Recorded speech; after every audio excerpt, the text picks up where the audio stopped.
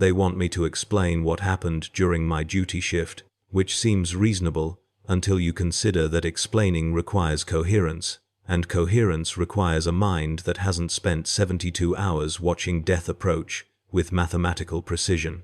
But I'll try. Emperor knows I owe them that much, if only because someone needs to understand what the Auspex really shows when you watch it long enough. Not just enemy positions or voidcraft trajectories or the standard tactical data we're trained to interpret, but something else. Something underneath the numbers. Something that uses the numbers like a language, speaking directly into the parts of your brain that still remember what it was like to be prey. I should start with the station itself, I suppose. Listening post secondary 7 Kappa, though we just called it 7K, a designation that felt appropriately meaningless for a posting nobody wanted and everyone forgot about approximately 30 seconds after assignment orders came through. It wasn't a punishment detail. Exactly. Just the sort of position that ends up going to competent mid-tier personnel who haven't distinguished themselves enough to warrant anything better and haven't failed badly enough to warrant anything worse. 37 of us rotating through 3 shifts, monitoring a sector of the Keris Reach that saw enemy activity approximately once every 14 months, usually just raiders or pirates or the occasional merchant vessel whose navigation systems had degraded past functionality. The post occupied an asteroid that had been hollowed out sometime during the Great Crusade, its interior carved into a warren of chambers and corridors that followed no logical pattern because they'd been excavated around valuable mineral deposits rather than designed for human habitation. The tech priests who'd initially blessed the facility had done the minimum required work to certify it as functional, then departed for more interesting assignments, leaving us with systems that worked most of the time and prayer rituals that we performed more from superstition than faith. The Auspex array was the only truly sophisticated equipment we maintained, a network of sensors that extended through the asteroid's structure like nerve endings, gathering data from the surrounding void and feeding it into the central cogitator bank, where operators like myself translated machine language into actionable intelligence. My shift started at what the chronometer designated as 0600 hours, though time aboard 7K was purely administrative since we existed in perpetual void darkness anyway. I relieved Operator Thessaly, a woman 15 years, my senior who'd been manning the central console for 8 hours, and showed it in the grey pallor of her skin and the tremor in her hands, as she logged out. "Quiet shift," she said, which was what everyone always said regardless of what had actually occurred. Acknowledging anything unusual would require filing reports, and reports drew attention, and attention from higher command was universally understood to be worse than whatever minor crisis might have prompted the reports in the first place. The console wrapped around my station in a semicircle of pitted brass and corroded steel, its surface crowded with dials and switches and readout screens that glowed with amber phosphorescence. The primary Auspex display occupied the center position, a circular screen maybe 40 centimeters across, showing a 2-dimensional representation of the 3-dimensional space we monitored. Concentric rings marked distance gradients in 1,000-kilometer increments, our position represented by a white dot at the center, and anything the sensors detected appearing as colored markers whose hue and intensity communicated identity and threat level. Commercial traffic showed green, authorized Imperial vessels showed blue, everything else showed red. And if you ever saw red on 7K's displays, protocol dictated immediate Vox contact with Battlefleet Command and activation of the emergency beacon that would summon whatever forces could respond before the hostile contact reached engagement range. I'd been monitoring 7K's Auspex for 6 years. I'd seen red exactly twice, both times revealing themselves as sensor ghosts, false contacts generated by cosmic radiation or equipment malfunction, or the lingering warp disturbances that occasionally rippled through the reach. I'd learned to treat the equipment with a combination of trust and skepticism, accepting that it showed me truth, while understanding that truth in the void was always approximation, always interpretation, always subject to variables that no amount of blessed machinery could fully account for. The ping started at 0614 hours. I remember the exact time because I was logging it when the nature of the contact first became apparent, when what should have been routine developed its first suggestion of wrongness. The Auspex emitted a soft chime, nothing alarming, just the standard audio notification that something new had entered sensor range, and a red marker appeared at the display's outermost ring. Distance: approximately 8 million kilometers.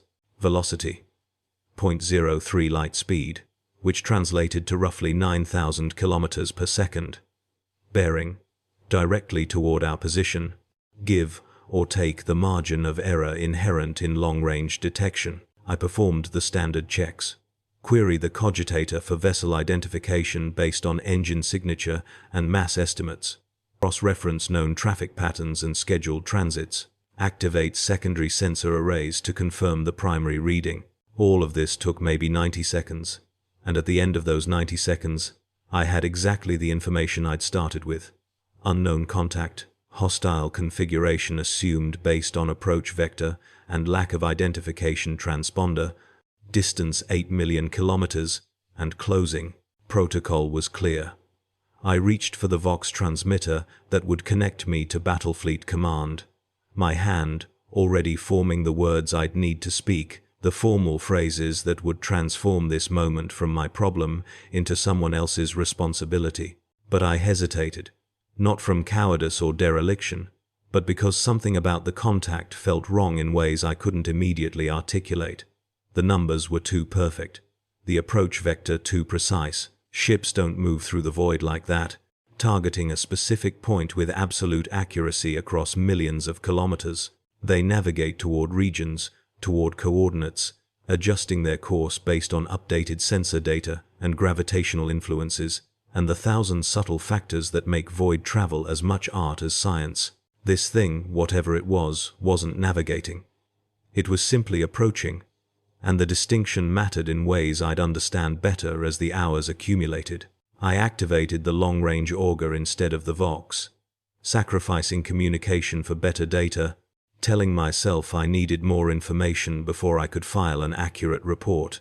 The auger was older technology than the Auspex, blessed by a different sect of the Mechanicus, operating on principles I'd never fully understood but had learned to interpret through years of observation. Where the Auspex showed you what was there, the auger showed you what it meant, translating raw sensor data into symbolic representations that conveyed threat assessment and tactical implications.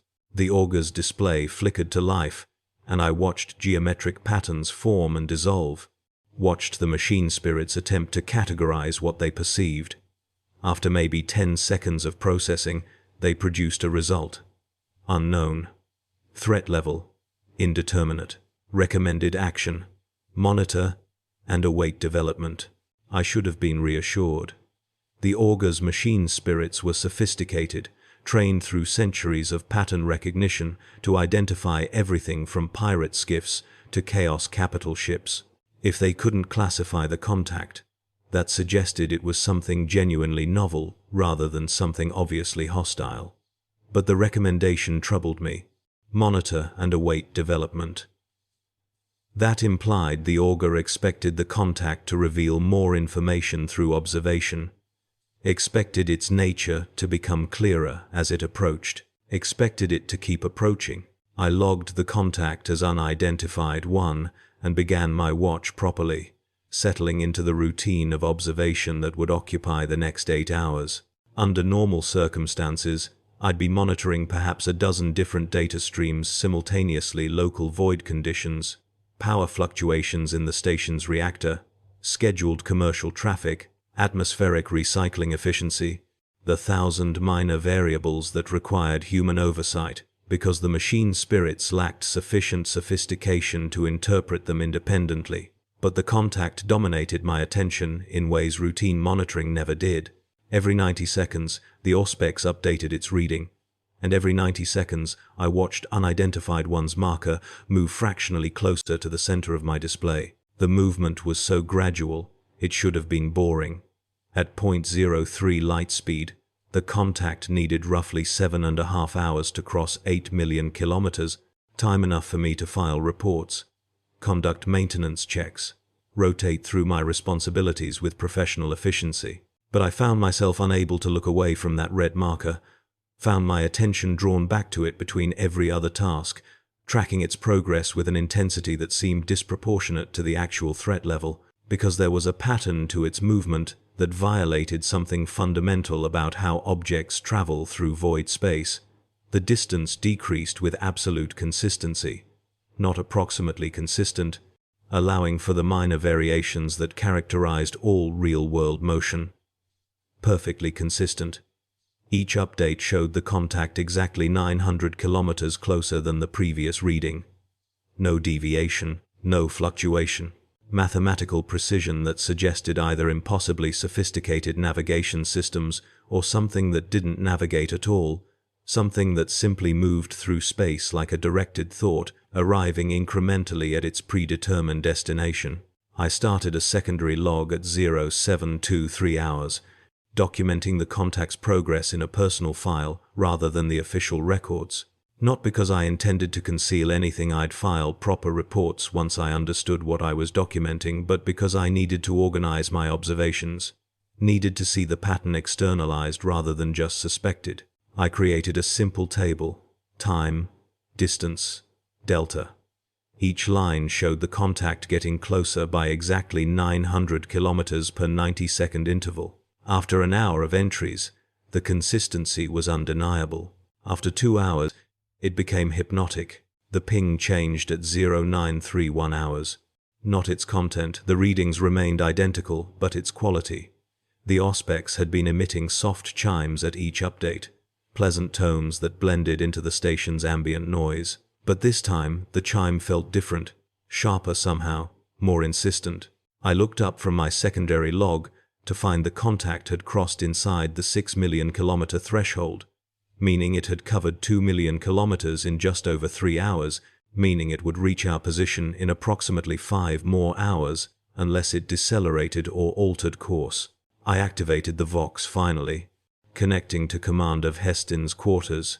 He answered after maybe 30 seconds, his voice rough with interrupted sleep. This had better be urgent. 7K.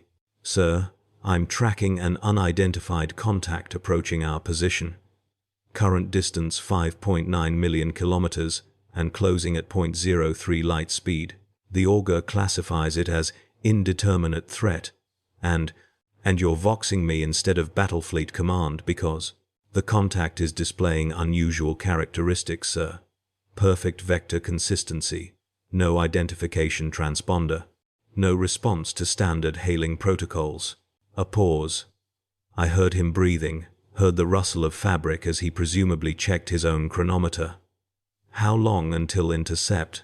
Approximately 4 hours 50 minutes at current velocity. Another pause, longer this time. File a preliminary report with Battlefleet.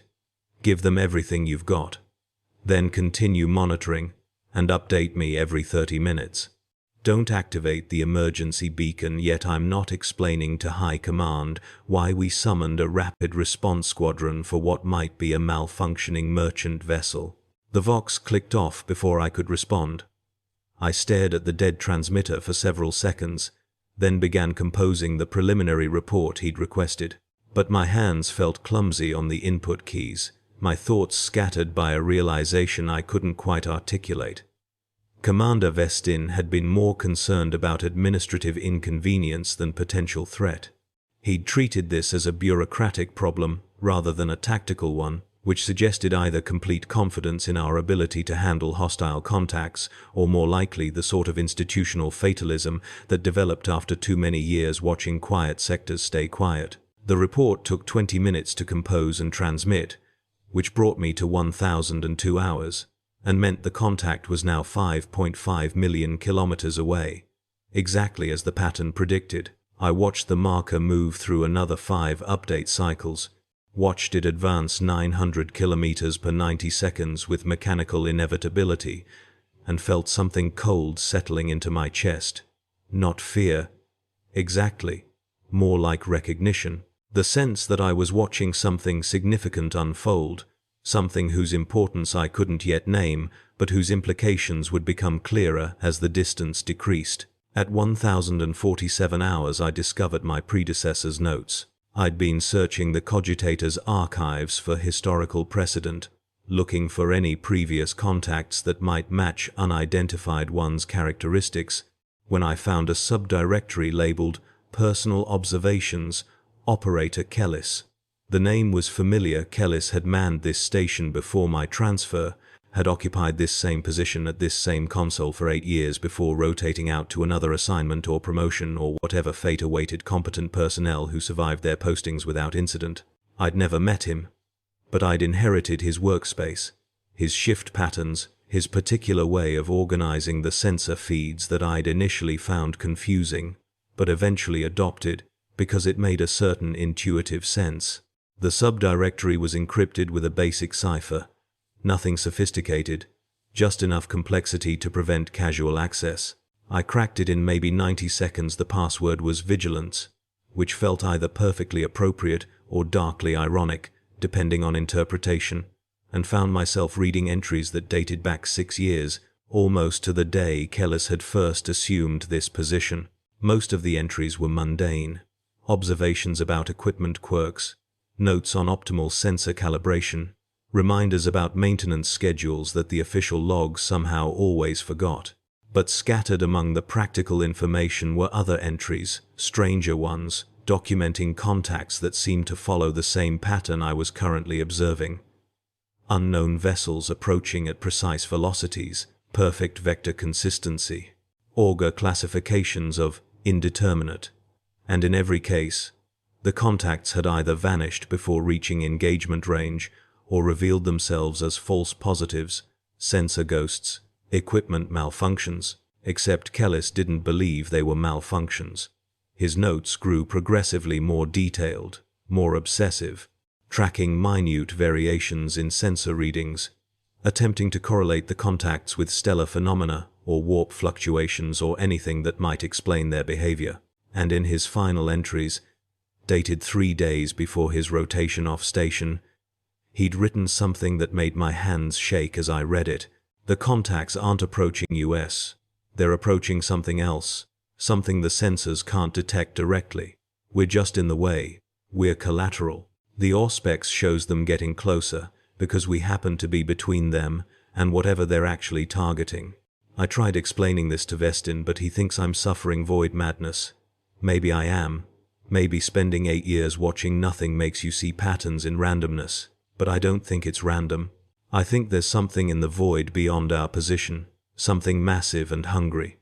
And these contacts are responding to it, approaching it, feeding it. And we're so focused on watching the things that approach that we never think to look at what they're approaching toward. The entry ended there. No follow-up, no explanation.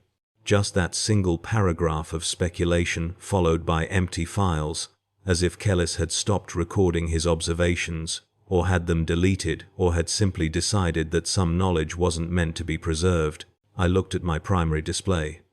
The contact was now 4.8 million kilometers away, still approaching with perfect consistency, still showing no deviation from its predetermined course, and I found myself thinking about Kellis's words, about the distinction between approaching US versus approaching something beyond us, about the possibility that we'd spent decades monitoring these sectors under a fundamental misunderstanding of what we were actually observing. The ping came every 90 seconds, always exactly 90 seconds. The contact advanced exactly 900 kilometers per interval, and I began to notice something about the sound itself, about that soft chime the Auspex produced with each update. It wasn't actually coming from the speakers, or it was, but also from somewhere else, somewhere deeper, as if the sound originated in the machinery and then propagated through the station's structure, through the metal and stone and recycled air, finding resonance frequencies that made the entire chamber hum at a pitch just below conscious perception. I rested my hand against the console's metal surface and felt it vibrating in time with the ping. 90-second intervals, perfect consistency. The vibration matching the sound, matching the contact's approach, all of it synchronized in ways that suggested connection rather than coincidence. At 1,132 hours, I voxed Commander Vestin for my scheduled update. He listened to my report. Contact now 4 million kilometers away. No change in vector or velocity. No response to hailing attempts, and responded with the sort of weary patience that suggested he'd dealt with nervous operators before. Continue monitoring. Battlefleet confirms receipt of your report and advises continued observation. They're dispatching a patrol squadron, but it won't arrive for another 8 hours, so if this contact represents genuine threat, we'll need to handle first response ourselves. Sir, have you reviewed Operator Kellis's notes? There's material in his personal files that might be relevant. Kellis was a good operator who developed some unusual theories during his final months here. Void isolation syndrome, probably. Common enough in long-duration postings. Don't let his paranoia infect your judgment. But he documented multiple contacts displaying identical characteristics, and all of them resolved as false positives. I've reviewed those reports personally. Whatever you're tracking will either reveal itself as hostile, at which point we'll respond appropriately, or it will turn out to be another sensor ghost. Either way, your job is to monitor and report, not to theorize. Understood? Yes, sir. The Vox clicked off. I sat staring at the display, watching the red marker advance another increment, then another, each movement accompanied by that soft ping that reverberated through the station's structure. 3.9 million kilometers, 3.8 million, the distance decreasing with absolute precision, and me watching it happen, unable to do anything but watch. I started noticing other things after that conversation. Small details that shouldn't have mattered but accumulated into a pattern that made me increasingly uneasy. The way the console's chronometer occasionally skipped forward by exactly 90 seconds, advancing through time in perfect synchronization with the Auspex updates. The way certain readouts flickered when the ping sounded, as if the contact's approach was somehow bleeding into the station's other systems. The way the temperature in my chamber seemed to drop fractionally with each update, cooling incrementally but measurably, my breath beginning to fog in the recycled air, despite the environmental controls showing normal operational parameters. At 1,304 hours, the contact crossed the 3 million kilometer threshold. I filed another update with Commander Vestin, received another acknowledgement that contained no new information or instructions. The patrol squadron wouldn't arrive for another 6.5 hours. The contact would reach our position in approximately 2.5 hours. The mathematics were simple and terrible. We'd be alone when it arrived. I began preparing defensive protocols, activating the station's weapon systems, even though 7K's armaments were purely defensive, capable of deterring pirates or raiders, but useless against any genuine military threat. We had 4 point defense lasers, a single torpedo tube that hadn't been test-fired in my entire tenure, and void shields that might withstand a few hits from light weapons before collapsing. If the contact proved hostile and possessed any substantial firepower, we'd be relying on the Emperor's protection more than our own capabilities. But I activated everything anyway, running through the blessing rituals that awakened each system, feeling small satisfaction as weapons that had been dormant for years hummed to life and reported green status indicators. At least we'd die fighting rather than simply watching death approach. The contact was 2.6 million kilometers away when I noticed the sound had changed again. Not the ping itself that remained constant, but something underneath it. A secondary tone, so low it was almost subsonic, vibrating at the edge of hearing. I thought initially it was equipment malfunction, some harmonic resonance generated by running systems that normally stayed dormant. But when I disabled the point defense arrays to test the theory, the sound remained. Same frequency, same intensity, independent of our equipment, which meant it was either environmental, possibly some phenomenon in the void itself, or it was coming from the contact, or it was in my head. I performed a standard psychological evaluation on myself using the Cogitator's diagnostic protocols. Neural clarity, normal. Stress hormone levels, elevated, but within acceptable parameters. Cognitive function, no degradation detected. Audio processing. No hallucinations indicated. The machine spirits confirmed I was sane, or at least that my sanity fell within the broad tolerances the Imperium considered acceptable for continued service.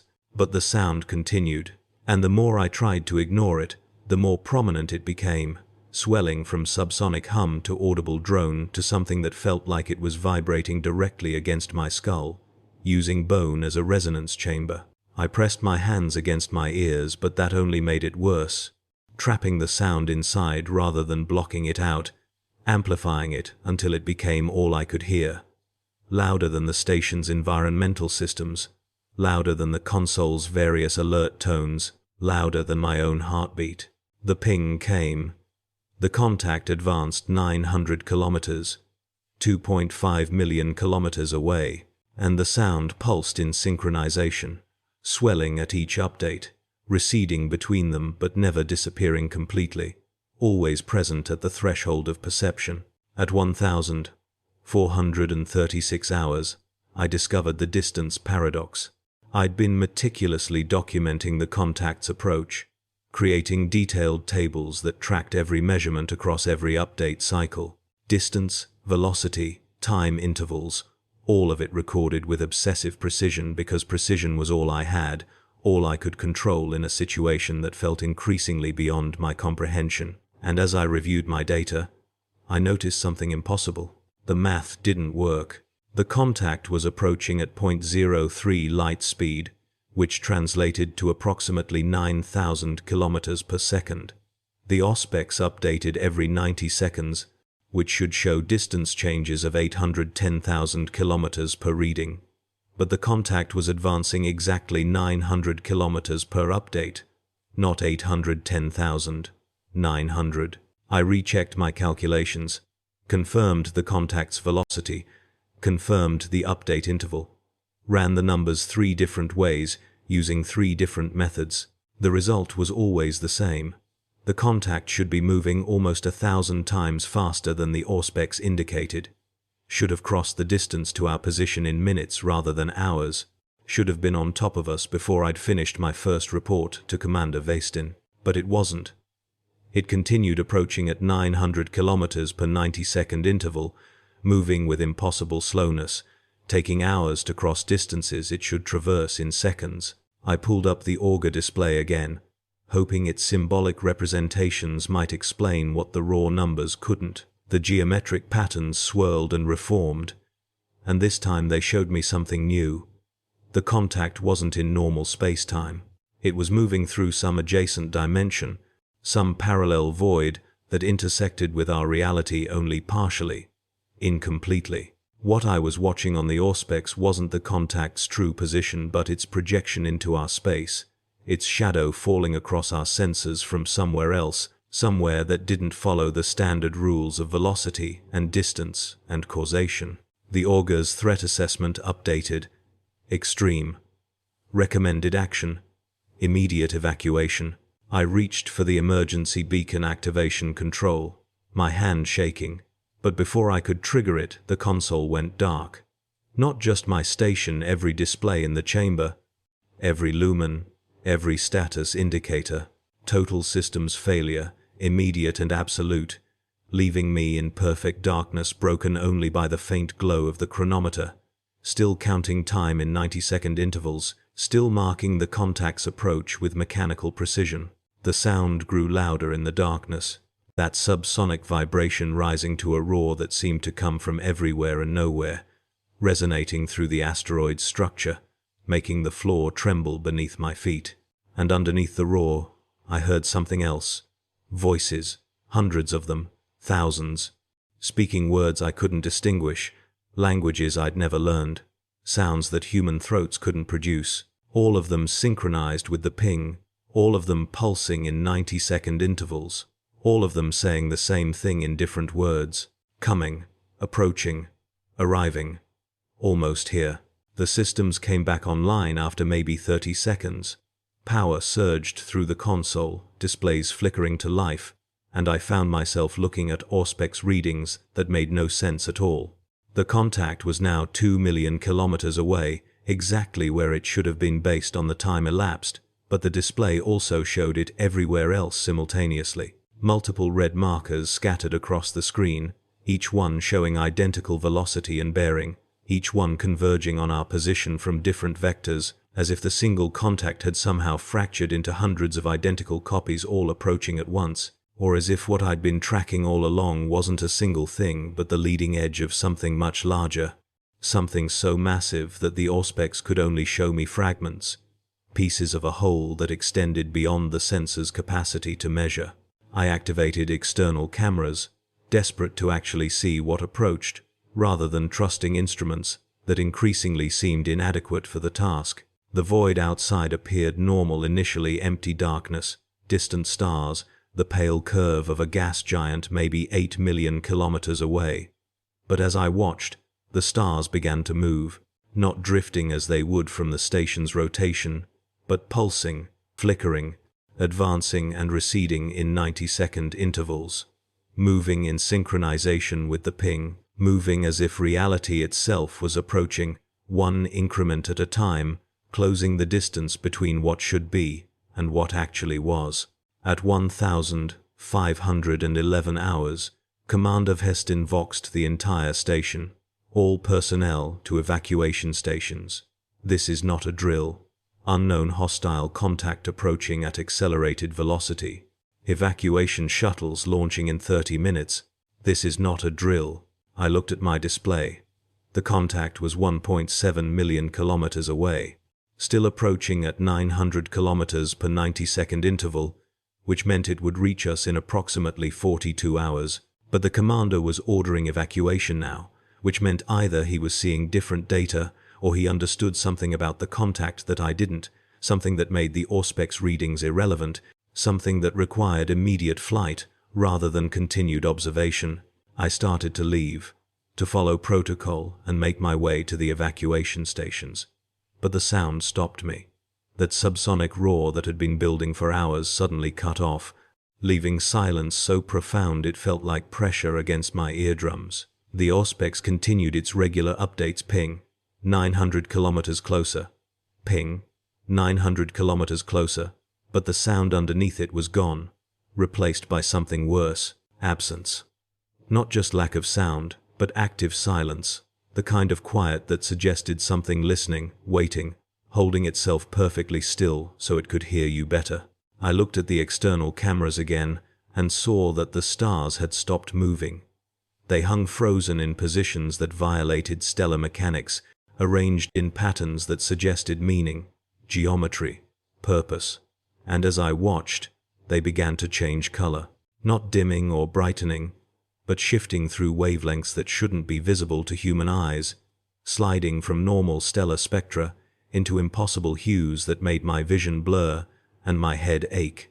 Colors that felt like flavors, colors that tasted like sounds, colors that meant things I couldn't articulate but recognized in the parts of my brain that predated language, that remembered when humans were prey, and the night held horrors that had no names, because speaking their names would call them forth. The contact was 1.6 million kilometers away, 42 hours until arrival.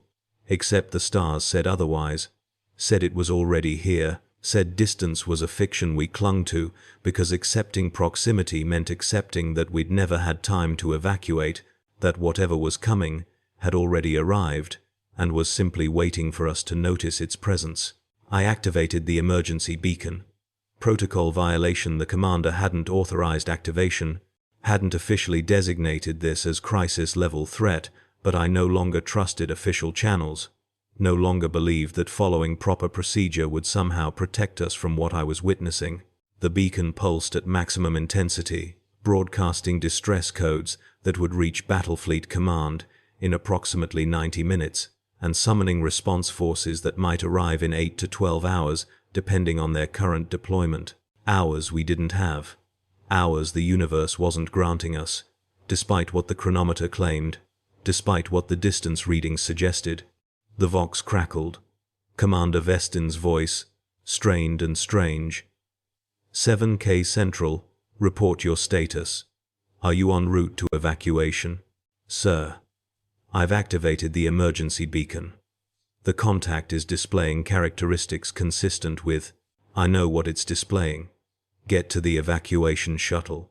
Now. That's a direct order. Sir, with respect, the evacuation timeline is insufficient. If the contact maintains current approach velocity, it's not maintaining current velocity. Our instruments are lying. The augurs are saying things that can't be true.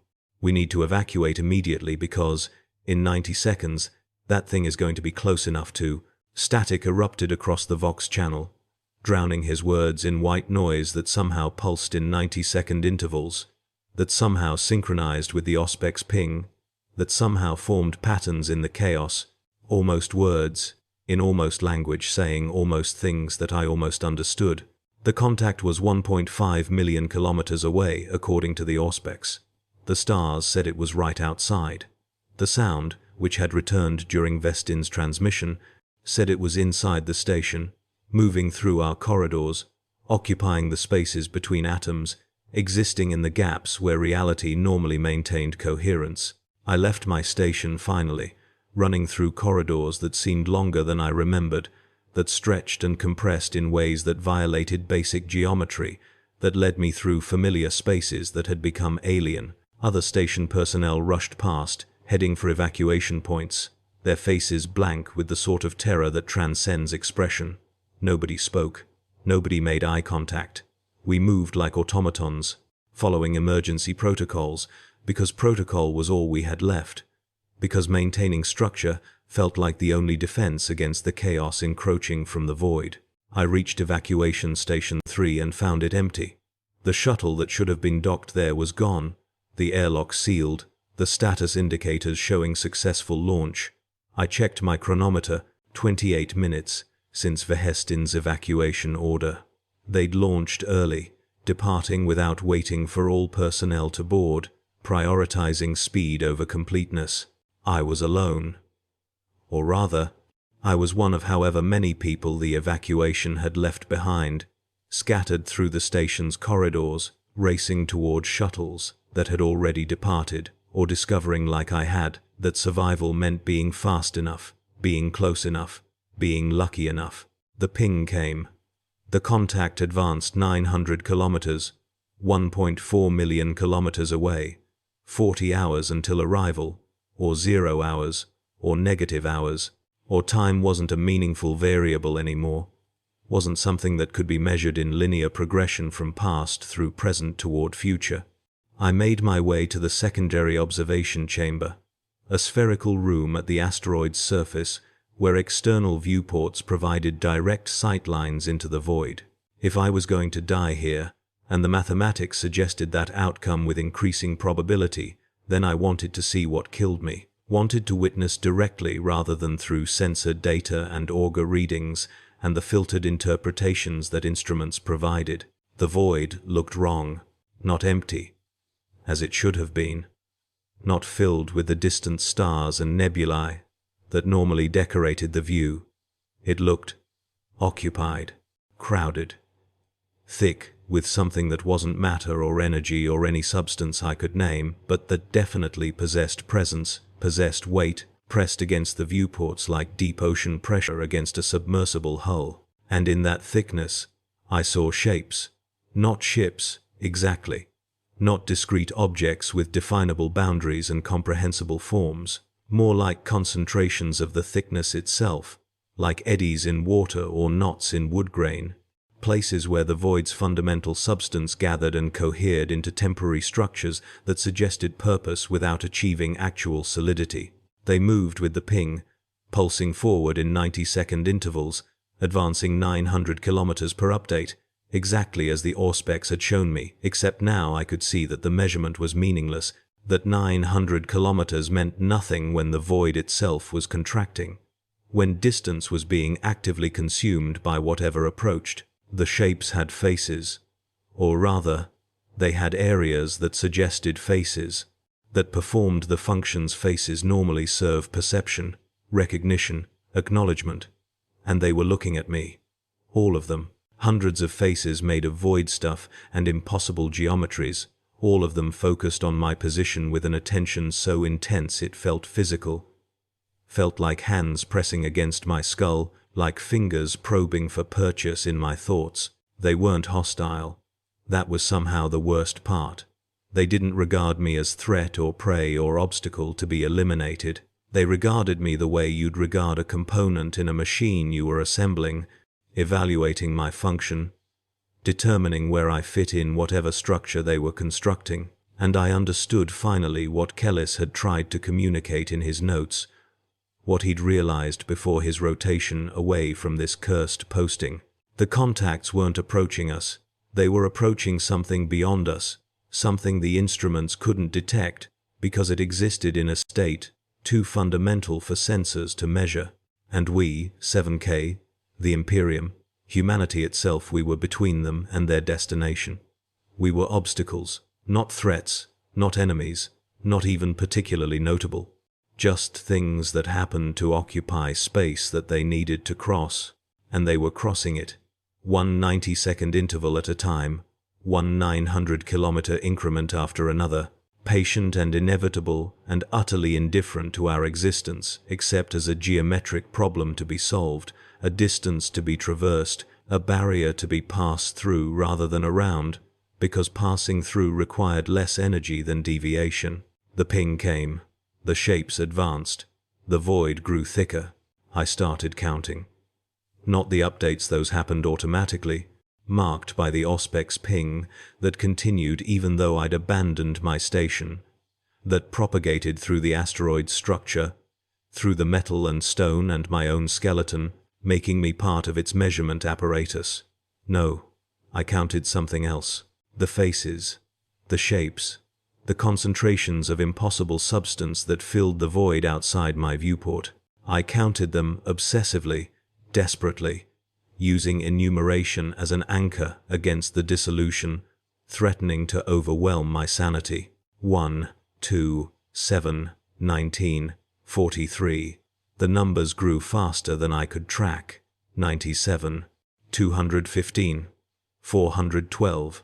They multiplied with each ping, each update revealing more shapes that had always been there but only now became visible, became perceptible, became real in the sense that mattered to human consciousness. And I realized, this was why Kellis had started documenting the contacts.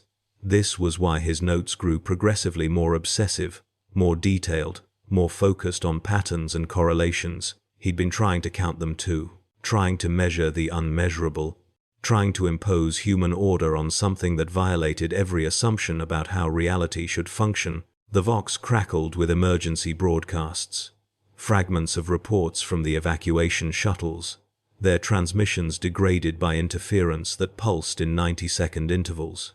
Witnessing multiple contacts on all vectors, estimated hostile count exceeds sensor capacity. Requesting immediate extraction. Our void shields are. And then silence. Not static. Not white noise. Just absence. The shuttles going dark one by one, winking out of existence as they crossed into the region where the contacts were thickest, where the void's substance had achieved densities that normal matter couldn't withstand. The ping came. The shapes advanced. 1 million kilometers away now. 37 hours until arrival. Or zero. Or negative infinity. Or time wasn't real anymore.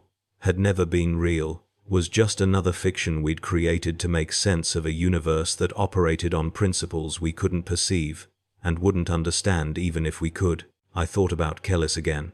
Wondered if he'd stood in this same chamber during his final days on station, watching the same impossible void, counting the same uncountable shapes.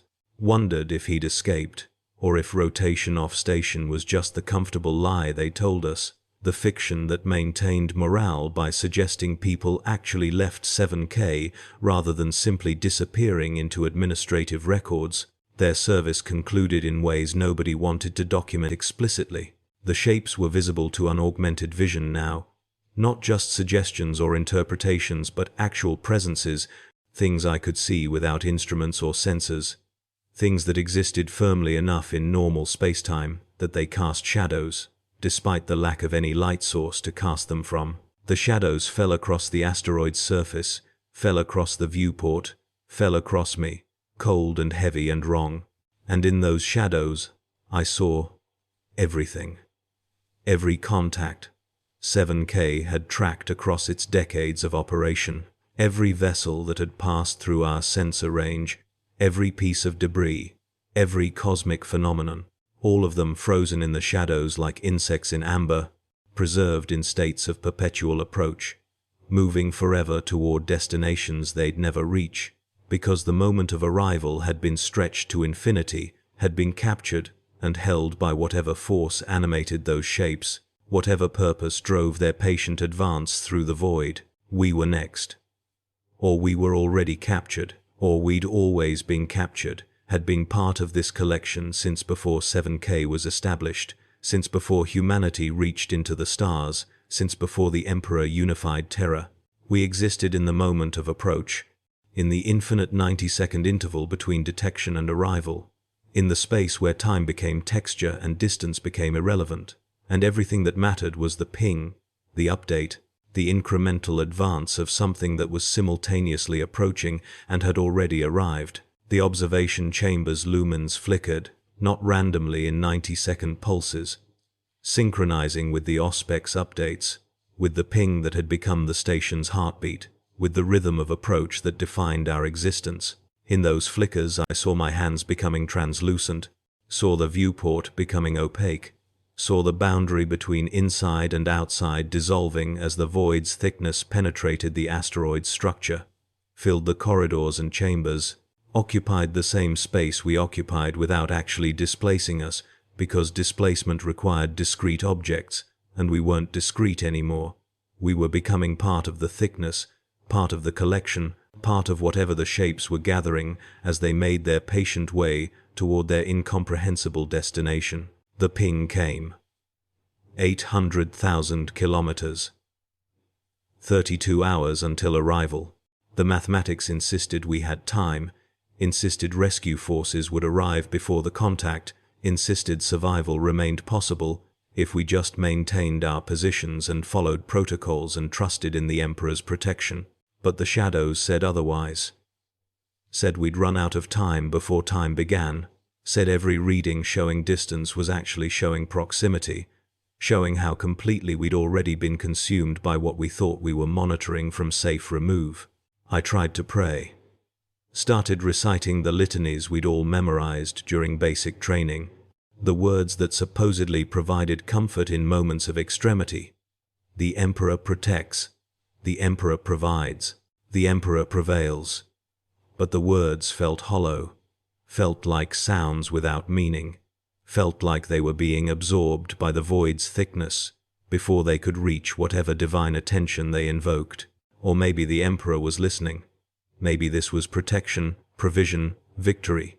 Maybe from his perspective on the Golden Throne, this was acceptable outcome, necessary sacrifice, the price of Imperium that we paid every day in blood and souls, and occasionally entire listening posts that got positioned between approaching forces and their destinations. The shapes filled my vision now, filled the viewport and the chamber and the spaces inside my skull. I could see through their faces into depths that hurt to perceive, into geometries that violated basic principles of three-dimensional space, into structures that suggested meaning and purpose, but refused to resolve into anything comprehensible. And looking back at me from those depths were other faces, human faces, familiar faces, colleagues I'd served with, personnel who'd rotated off station over the years, operators who'd manned this same position before me. Kellis was there.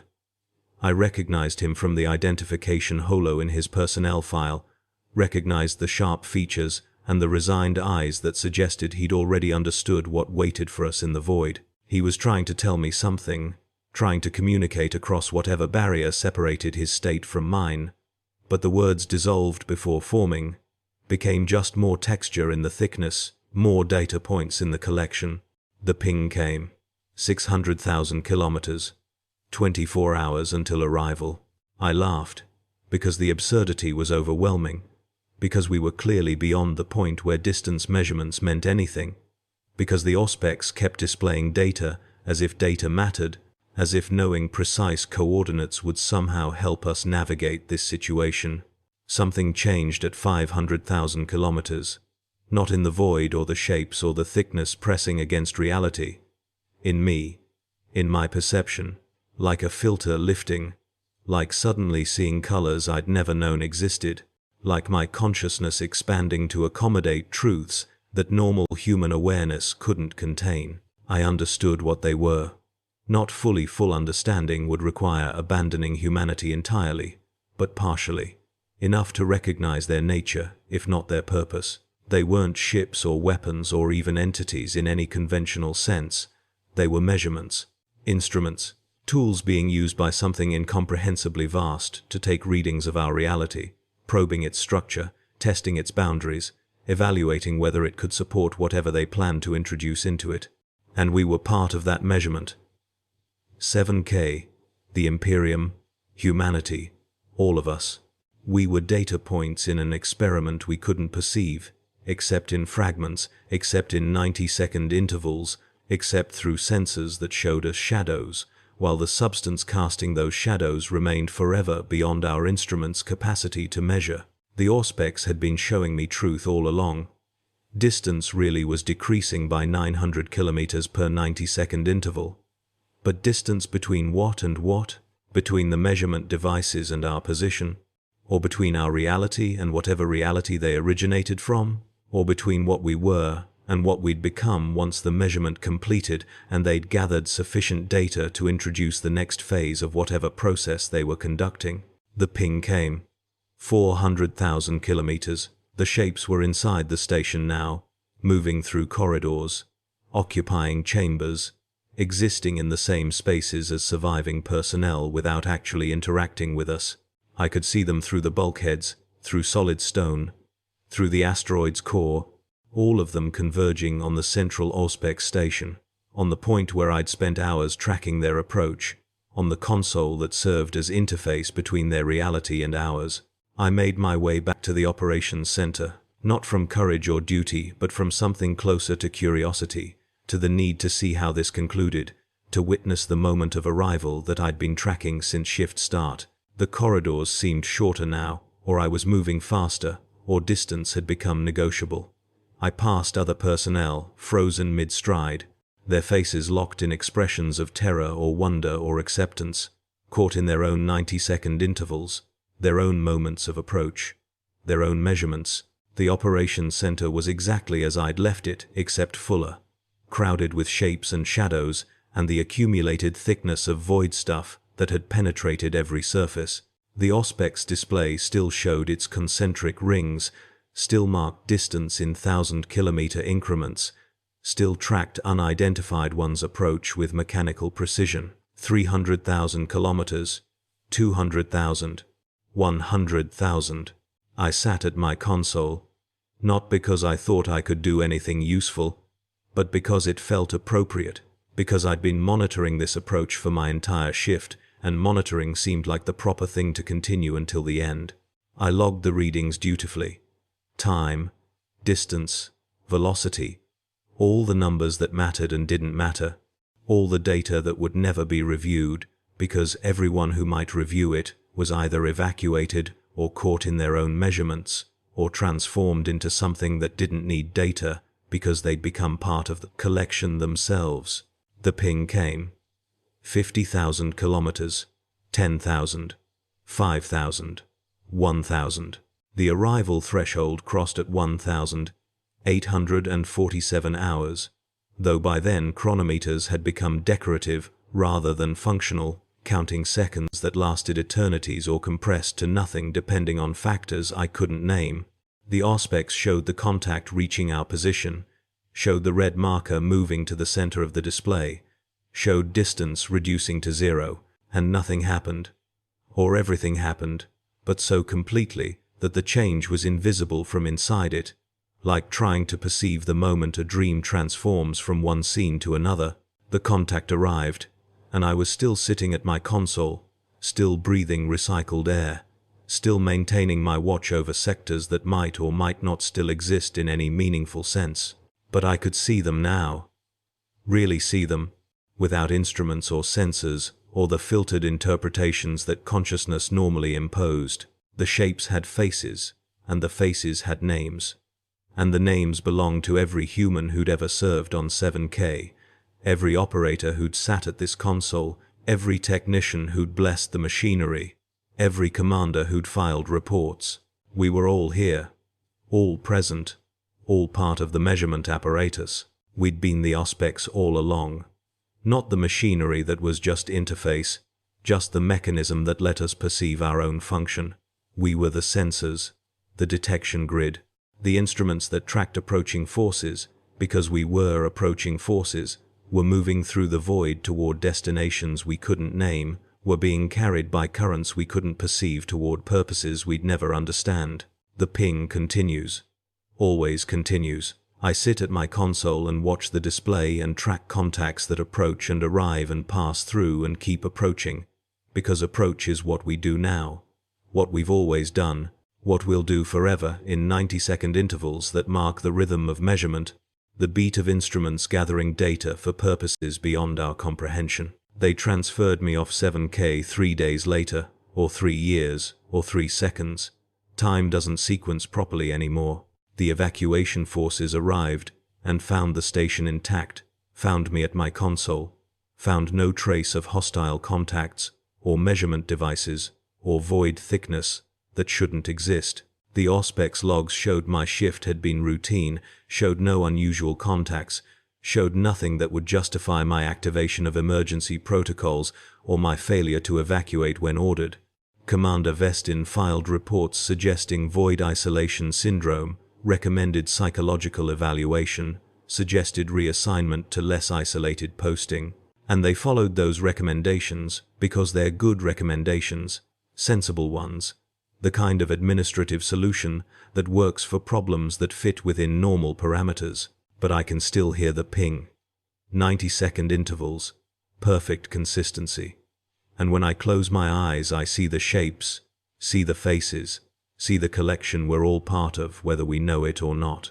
I see the Auspex display showing contacts approaching, always approaching, getting 900 kilometers closer every 90 seconds, closing distance toward arrivals that never quite complete, because completion would mean ending the measurement, and the measurement must continue, must persist, must gather data in infinite intervals forever.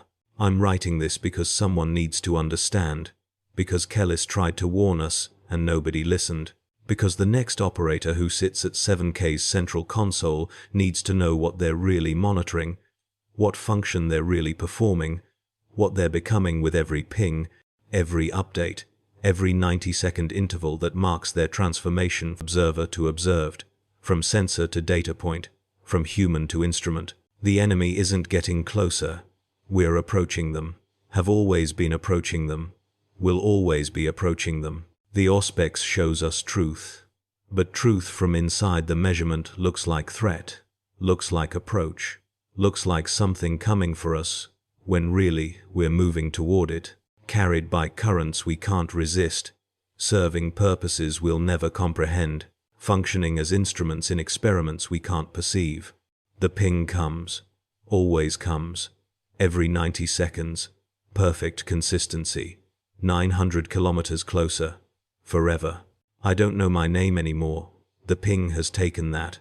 But I remember the console, remember the display. Remember the moment when I understood that watching the enemy get closer meant discovering I'd always been part of what approached, that surveillance and approach were identical, that the Auspex showed me not threat from without but truth from within. They're bringing another operator to 7K soon, young, competent, dutiful, ready to serve, ready to monitor, ready to track contacts that approach with perfect consistency, 900 kilometers per 90-second interval, forever closing distance toward arrivals that transform observers into data points in collections that extend beyond measurement. The ping continues, the approach continues, the measurement continues, and somewhere in the void beyond our stations and our sensors and our understanding, something vast and patient continues gathering data, continues testing reality's boundaries, continues preparing for whatever comes after measurement completes, if it ever completes, The ping comes 900 kilometers closer.